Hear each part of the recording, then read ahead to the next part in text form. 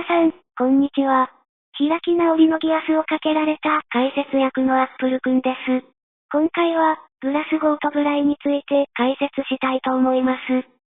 グラスゴーは新生ブリタニア帝国の第4世代ナイトメアフレームとして登場する機体。ナイトメアフレームとしての形を成した第2世代の技術をさらに洗練し、実戦での実用化を果たしたのが第4世代。対従来兵器を主眼に置いているため、近接格闘戦武装が採用されておらず、各関節の駆動部分の露出や、ランドスピナーによる超深地旋回が使用不可など、最初期らしさのある設計になっている。お化けのコスプレをしていた病弱設定のカレンさんによると、初期型のコックピットは排熱の問題が存在していたとか。反逆のルルーシュのプロローグ、物語開始7年前の、公暦2010年、ブリタニア軍による日本侵攻時、初の量産型ナイトメアとして実戦投入され、日本軍を圧倒していた。物語開始時点で、ブリタニア軍では、すでに第5世代ナイトメアが主力の座にあり、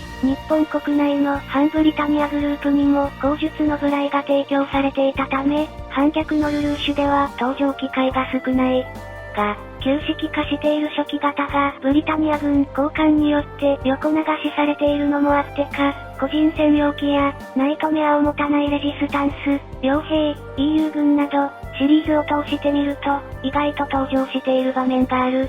ブライ、グラスゴーを日本側がコピーし、改良したナイトメアフレーム。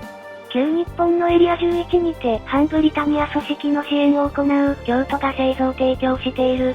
性能自体はグラスゴーと同等とされるが、胴体下部の対人機銃やマニュピレーターのナックルガードなど、コピー元にはない武装が追加されている。レジスタンス規模の活動が主だった黒の騎士団にて、光月カレンのナイトメアとして初登場。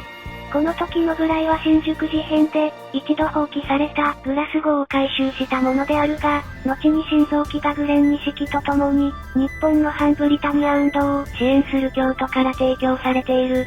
旧日本軍兵士で構成された日本解放戦線では多数が運用されていたが、同組織の壊滅後、組織拡大を続けていた黒の騎士団に配備されている。組織や専用機によって塗装が異なり、日本解放戦線が農園とオリーブドラブ、黒の騎士団は黒と暗灰色、カレン機は赤とピンク、など、バリエーションがいくつか存在する。反逆のルルーシュ R2 での太平洋上の戦闘で前機が失われ、黒の騎士団の主力は第7世代相当量産機、暁へ移行する。グラスゴーとブライの武装について、スラッシュハーケン。ナイトメアフレームの代名詞。ブライではサザーランドの頭部を吹き飛ばしたシーンもある。アサルトライフル。ブリタニア製の携行武装で、組織やナイトメアの世代を問わず、幅広く使用されている射撃武装。第4世代では主にブライが使用している。スタントン派。ブライが使用していたサザーランドと同型の近接格闘戦武装。復活のルルーシュでは、回転刃等を装備していた機体もいるため、近接格闘武装は採用されていないだけで使用可能な模様。スタンガンとしての機能の有無は不明。大型キャノン。これまたブリタニア軍製で、黒の騎士団でも多数が使用されている。ミサイルランチャー。ブライで初お披露目となる武装。4連装のランチャーで、腕部を上下から挟むように装備する。などなど、第5世代でも採用されている数々の武装をグラスゴーの時点でも使用している。続いてはグラスゴーとブライのバリエーションの解説。グラスゴー、カレン機。反逆のルルーシュ第1話に登場する、反ブリタニアを掲げるレジスタンス、奥義グループの光月カレンのナイトメア。丸腰でオレンジ君を相手にし、整備不良もあって苦戦を強いられるが、ルルーシュの作戦によって多数のサザーランドを撃破する。その後、ルルーシュに肉薄したランスロットの不意をついたが、聖剣好きと至近距離から放ったハーケンを握りつぶされ、脱出。機体は放棄されたが、その後、抜け殻となった機体は回収され、ブライに改造された。グラスゴー、狭山領機。亡国のアキトで登場する、狭山領のナイトメア。ユーロピアのアンダーグラウンドで争っていた、マフィアグループから買い取り、EU 将軍のジーン・スマイラスを確保しようと、レイラ・マルカルが同乗する移動車両を襲撃する。通常のグラスゴーと仕様は同じだが、作中ではピックを使用した接近戦を披露している。グラスゴー、掛け試合仕様。僧帽ノーズに登場するナイトメア。タイの闇社会でナイトメアを用いた掛け試合で使用されているナイトメア。掛け試合のチャンピオンであるジェット・ザ・タイガーこと GDN を仲間にすべく、オルフェウスが試合に参加するために使用した。同じく掛け試合のナイトメアでジェット・ザ・タイガー仕様のグラス号もあり、徹底的にチューンナップされている高性能機である。グラス号、オルフェウス仕様。僧帽ノーズに登場する主人公、オルフェウスジボンの改造機。ウィザードが修理中の白煙の代替機として用意したもの。オルフェウスの技量に合わせた徹底的なチューンナップが施されており、当時最新鋭機の月下とも張り合えるほどの優秀な機体。ガトリングとドリルを組み合わせたミンチメーカーを装備する。来航。反逆のルルーシュに登場する多脚砲台。日本解放戦線が開発しており、リニアキャノンの超電磁式硫酸弾銃砲の側面に移動装置として4機のグラス号を取り付け、自走可能とした兵器である。首と各片腕はリニアキャノンとの接続部となっており、首はグラス号の頭部を早期警戒センサーとして使用した円盤型大型レドームを設置。空いた片腕は4連腕部自在砲台に換装されている。サザーランドに対し猛威を振るったが、ランスロットの猛攻に対応できず破壊される。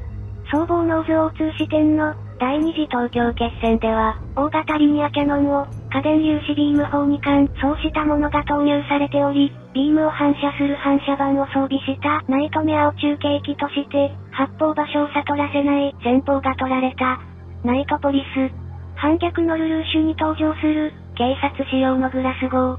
旧式化した機体を非戦闘用に転用したナイトメアである。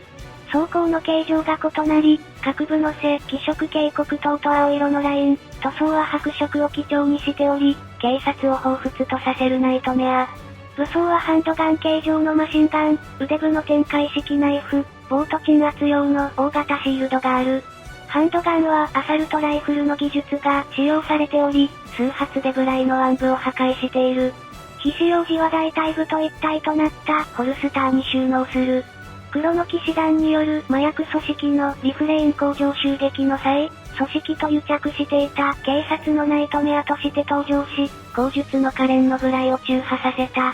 部雷、ゼロ専用機。反逆のルルーシュに登場する、我らが魔王、ゼロこと、ルルーシュの部雷。グレン錦と共に、京都から提供されたナイトメアとして初登場する。塗装が黒の騎士団一般機とは一部異なっており、頭部は金色の装飾が施されているのが特徴。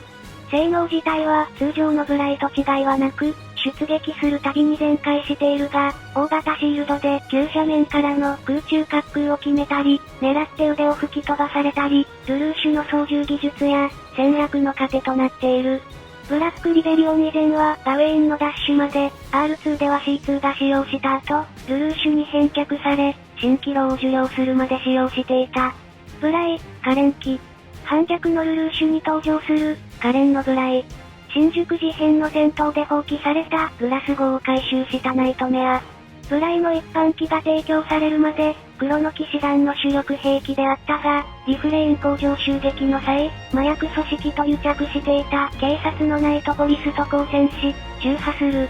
その後、可憐機は口述の紅置へと改造される。ブライ、黒の騎士団一般機。反逆のルルーシュに登場する、黒の騎士団の一般団員機。黒の騎士団の兵力の要として、R2 序盤まで使用されていた。